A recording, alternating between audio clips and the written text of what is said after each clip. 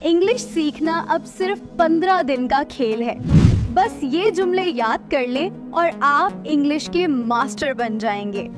अगर आप ये चैलेंज कबूल करते हैं तो वीडियो लाइक करें और कमेंट में यस लिखें।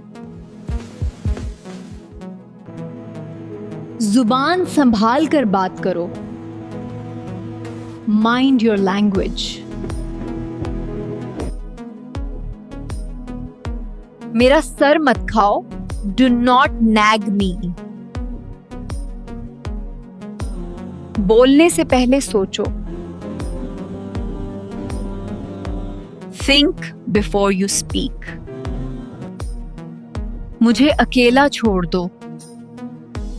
Leave me alone. जुबान को लगाम दो।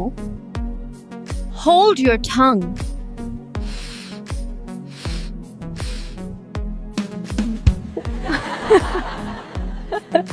पागल मत बनो। Don't be silly. मेरा यकीन करें। Trust me. वीडियो को अपने फ्रेंड्स के साथ शेयर कर दो और मजीद इंग्लिश सीखने के लिए लर्न इंग्लिश डेली को फॉलो कर लो।